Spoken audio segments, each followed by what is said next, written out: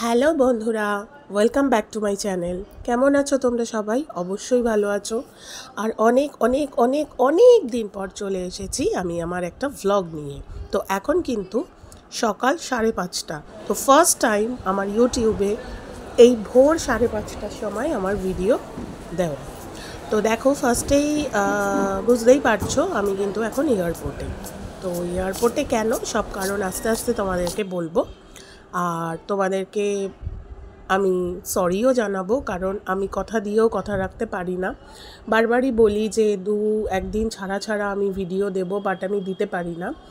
আর তার জন্য আমার কি হচ্ছে, ভিউয়ার্সও কমে যাচ্ছে আর সাবস্ক্রিপশানও বাড়ছে না। তো অ্যাকচুয়ালি পেরে উঠছি না, নানান রকম চাপে পড়ে আমি পেরে উঠছি না। তো জানি না আমি কি করতে পারবো না করতে পারবো। ভিডিও জানো তো বন্ধুরা, প্রচুর ভিডিও করি, সব ইচ্ছে করে যে এডিট করে দেওয়া, কিন্তু আমার না সেটা হয়েই ওঠে না। অ্যাকচুয়ালি প্রফেশনাল না হলে আর কি যা হয়। তো ঘরের কাজ, মেয়ের পড়াশোনা, আর এমনিতেও একটা অন্য কাজ, সব কিছু মিলিয়ে আমি আর কি এতটাই ব্যস্ত থাকি যে এটা আমার হয়ে ওঠা হয় না। বাট আমার কিন্তু এটা ফেভারেট কাজের মধ্যে একটা কাজ। সেটাতে আমি যাই, আমার ভিউয়ার্স যাই হোক, আমার সাবস্ক্রিপশান যাই হোক না কেন, এটা আমার প্রচণ্ড ফেভারেট কাজ। এটা আমার একটা ভালো লাগার জায়গা। সেটা যাই হোক না কেন, তোমরা আমাকে পছন্দ করো অপছন্দ করো, ডাজন্ট ম্যাটার, বাট আমার ভিডিও দিতে ইউটিউবে ভীষণ ভালো লাগে। আর সত্যি কথা বলতে কি, যে কজন ভিউয়ার্স হয় বা যে কজন আমার সাবস্ক্রিপশান আছে, আমি তোমাদের সবাইকে খুব ভালোবাসি। তো ফার্স্টেই বলে রাখছি যে আমার এই ভিডিওটা পুরোটা প্লিজ দেখো। যদি ভালো লেগে থাকে এতটুকুও, তাহলে প্লিজ সাবস্ক্রাইব করো, লাইক করো এবং কমেন্ট করো। তো দেখো, আমি তো নেতাজি সুভাষচন্দ্র এয়ারপোর্টে, আমাদের এখানে তো একটাই এয়ারপোর্ট, তো সেখানে চলে এসেছি ভোর 5:30। আবার ফ্লাইট ছিল হলো এক্স্যাক্ট টাইমটা আমি এখন ভুলে যাচ্ছি। ইয়েস, আমার ফ্লাইট ছিল 8:25-এ। তো যাই হোক, 2 ঘন্টা আগে তো বোর্ডিং পাস করতেই হবে। তো এখন কিন্তু যথারীতি বাসে করে চলে এসেছি আমার আমার ডেস্টিনেশনে, আমার ফ্লাইটে, যেটাতে আমি যাচ্ছি ইন্ডিগোতে। তো এখানে কিন্তু আমার টোটাল ফ্যামিলি যাচ্ছে। আমার মা, আমার মাসি, আমার 2 মাসি, মাসির 2 ছেলে, আর আমার হাজব্যান্ড মানে রনি, গুঞ্জন, আমরা সবাই যাচ্ছি। তো এখন দেখো আমরা কিন্তু ফ্লাইটে উঠে পড়ছি। তো কোথায় যাচ্ছি ধীরে ধীরে ক্রমশ প্রকাশ্য আমি অবশ্যই দেখাবো, ফার্স্টেই বলে দিচ্ছি না। অবশ্যই তো এক জায়গায় যাওয়ার জন্য যাচ্ছি, খুব একটা বেশি ডিস্টেন্সে না। এই ধরো ফ্লাইটে আমাদের 50 মিনিট লাগবে। তো দেখো ওখানে গুঞ্জন হাত দেখাচ্ছে, আর গুঞ্জন মানে ভোরবেলায় আমরা সব উঠে, মানে আমাদের সবারই একটা ঝিমুনি ঝিমুনি ভাব। তো যাই হোক, এখন প্লেনে চড়ে বসলে আর কোনো চাপ নেই, একদম ল্যান্ড করার অপেক্ষাতেই থাকবো। তো এখানে দেখো আমরা আমাদের সিট খোঁজার জন্য সব লেগে পড়েছি। তো ফ্লাইট যখন টেক আপ করে তখন কিন্তু সেই জিনিসটা দেখতে কিন্তু খুব ভালো লাগে। তো ফ্লাইটে জার্নি করার পর ইউটিউব আমার কাছে প্রথম। তো ভাবলাম তোমাদের সঙ্গে আমি শেয়ার করি ফ্লাইটের টেক অফটা, যেহেতু ইউটিউব করার পর আমার এটা প্রথম জার্নি। তো দেখতে থাকো, আমি কিন্তু এখন বসে পড়েছি উইন্ডো সিটে, আর এই টেক অফ করার জন্য ফ্লাইট পুরো রেডি। তো সেটাই আমি তোমাদের সাথে শেয়ার করছিলাম, বেশ ভালো লাগছিল এটা দেখতে। তবে আমার কি হয় জানো তো বন্ধুরা, আমার প্রচণ্ড মাথা ঘোরে আর একটা ভমিটিং টেন্ডেন্সি আসে। আর তার মধ্যে তখন ছিল একদম আমার খালি পেট, কারণ আমি ঘুম থেকে উঠেছিলাম ভোর 3টের সময়। মোটামুটি একটা ক্যাব বুক করে, আমি আগের দিনই ক্যাবটা বুক করে রেখেছিলাম, আমার টাইমিং দিয়ে রেখেছিলাম 5টার টাইমিং, কারণ আমার বাড়ি থেকে এই 15 to 20 মিনিটস লাগে এয়ারপোর্ট যেতে।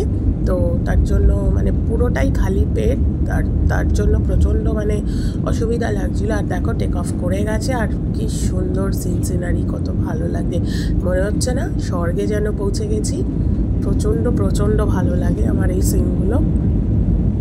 তো কি হচ্ছিল, শরীরটাও না প্রচণ্ড খারাপ লাগছিল, চোখ মুখ একদম বন্ধ করেছিলাম, খুব শরীর খারাপ লাগছিল তখন আমরা এমনিতেও শরীরটা ভালো ছিল না, মানে খুব এমার্জেন্সি বলে এটা আমাকে যেতে হয়েছে, না হলে আমি যেতাম না।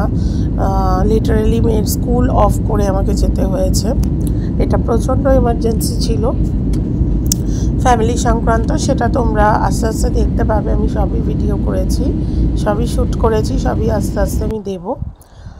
তো যাই হোক, বসে আছি আর ল্যান্ড করার অপেক্ষা, আর একদম 15 মিনিট, অলরেডি 50 মিনিট ডান।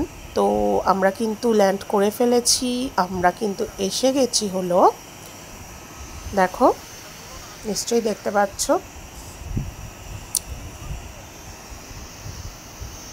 ইয়েস, আমরা আমাদের ডেস্টিনেশনে পৌঁছে গেছি। আমাদের ডেস্টিনেশন হলো বাগডোগরা এয়ারপোর্ট। তো এই বাগডোগরা এয়ারপোর্ট থেকে আমরা আমাদের জায়গায় চলে যাব। তো আমরা বেরিয়ে পড়ছি এবারে এয়ারপোর্ট থেকে। আমাদের জন্য গাড়ি রয়েছে, তো আমরা সেখানেই যাচ্ছি এখন। এটা আমি আর রনি যাচ্ছি। তো এখানেও জানো তো বন্ধুরা, আমি কিন্তু একটা ইনস্টাগ্রামের জন্য একটা রিল বানাচ্ছিলাম, তো সেটার জন্য এই ভিডিওটা শ্যুট করেছি। তো আমাদের জন্য গাড়ি দাঁড় করানো ছিল, আমাদের দুটো গাড়ি ছিল। তো একটাতে আমার মাসির ফ্যামিলি গেছিলো, আরেকটাতে আমরা সবাই মিলে গেছিলাম। মানে ধরো এই আমার মা, আমার বড় মাসি, রনি, মেয়ে, আমি, সেটাতে করে গেছিলাম। তো এখন আমরা যাচ্ছি হলাম গিয়ে কোচবিহারে। তো আমরা কোচবিহারের উদ্দেশ্যে চলে যাচ্ছি। মানে এখানে যেটা ফার্স্ট আর কি জায়গাটা আমি শ্যুট করছি, এটা কিন্তু একদম জলপাইগুড়ির মেন রোড। তো জলপাইগুড়ির মেন রোডে এখানে পড়ছে কৃষ্ণা ব্রিজ। তো এটা নাকি এখানকার নাম করা ব্রিজ, কৃষ্ণা ব্রিজ, আমাদের ড্রাইভার বলল। তো সেটাও আমি খানিকটা শ্যুট করে নিলাম। আর ব্রিজটা কিন্তু সত্যি কথা বলতে কি বন্ধুরা, প্রচুর লম্বা ব্রিজ, মানে প্রচণ্ড লম্বা ব্রিজ, মানে সে এই মাথার থেকে ওই মাথা, মানে দেখো আমি কন্টিনিউয়াসলি, আর ভিডিওটা কিন্তু আমি স্পিডেও দিয়ে দিয়েছি। তো প্রচুর লম্বা ব্রিজ। তো এখানে আমরা ধরো ওই 40 মিনিটের মতো গাড়িতে বসার পর তারপরে আমরা একটা ছোটোখাটো ধাবা দেখে দাঁড় করালাম, কারণ যেহেতু কিছু খাওয়া হয়নি, এবার তো কিছু খেতে হবে, না হলে তো একদম শরীর আর দেবে না সঙ্গ। তো এখানে দেখো আমার দাদা ফোনে কার সাথে কথা বলছে, ওটা আমার দাদা, আমার মাসির ছেলে, মাস্তুতো দাদা। তো ওর পারপাসেই অ্যাকচুয়ালি আমরা কোচবিহারে এসেছি। যাই হোক, ও মানে কোচবিহার এই কারণটাতেই বেসিক্যালি এসেছি, বাট আমাদের ঘোরাও হয়ে যাবে, ওই আর কি রথ দেখা, কলা বেচা দুটোই হয়ে যাবে। তো দেখো একটা ছোট্ট খাট্ট খুব সুইট কিউট একটা ধাবা দেখে আমরা দাঁড়িয়ে পড়েছি। তো ধাবাটা খুব সুন্দর দেখতে, বেশ ছোট্ট খাট্ট খাটিয়া পাতা, বেশ ভালো লাগছিল, খুব সুন্দর লাগছিল, একটা পাঞ্জাবি একটা স্টাইল। তো আমরা এখন ধাবাতে ঢুকে পড়ছি সবাই মিলে, একটু খাওয়া দাওয়া করব। আর প্রচণ্ড রকমের বৃষ্টি পড়ছিল। তো দেখো বন্ধুরা, আমরা কিন্তু ওখান থেকে রুটি, এগ তড়কা, চা সব কিছু খেয়ে আমরা উঠে পড়েছি। আর এটা কিন্তু হলো কুচবিহার টি স্টেট। এখানে কিন্তু মানে রীতিমতো মেয়েরা যেরকম পেছনে ওই বাস্কেটটা নিয়ে চা তোলে, সেটা কিন্তু করছিল মেয়েরা। তো খুব সুন্দর এই জায়গাটা, আমার কাছে এটা নতুন, আমি ফার্স্ট টাইম আসছি কুচবিহার। এছাড়া আমি ওদিকে গেছি, গ্যাংটকের দিকে গেছি, কিন্তু এটা আমার ফার্স্ট টাইম। তো আমরা চলে এসেছি, এই যে এটা আমাদের হোটেল। এখানে যারা আমাদের জন্য হোটেলটা বুকিং করেছে তারা আমাদেরকে রিসিভ করে নিয়েছে। আর আমার হাতে সত্যি কথা বলতে কি বন্ধুরা, আমার খুব খারাপ লাগছিল।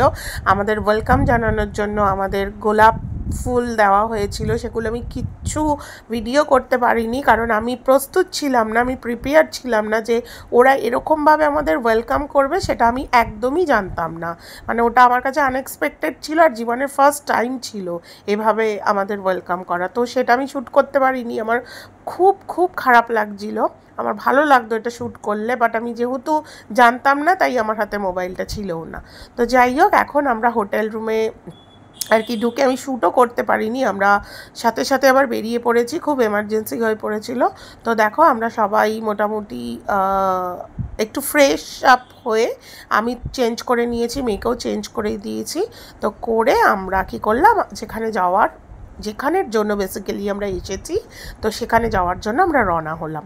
তো দেখো আমাদের হোটেল রুমটা, মানে আমরা যে হোটেলে রয়েছি, আর বিশেষ করে আমাদের যে রুমটা সেটা আমি একটুখানি ভিডিও করেছি, তো সেটাই দেখাচ্ছি। এটা হলো আমাদের হোটেল রুম, আর পাশাপাশি আমার দাদার, আমার মাসির, আর আমাদের অপোজিটেই ছিল আমার মা আর মাসির রুম।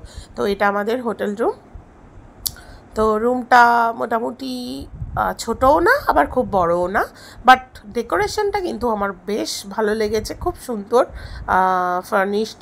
এসে ও চায়ের অর্ডার করেছিলাম, সেখান থেকে চা খেয়ে নিয়েছে। আর এখানে কিন্তু আমার সুটকেস খোলা হয়ে গেছে।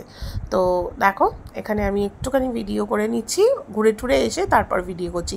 তো নেক্সট পার্ট 2-তে আমি দেখাবো আমি কী কারণে এখানে এসেছিলাম। তো বন্ধুরা চলো, আজকে আমার ভিডিওটা এত অবধি রইল।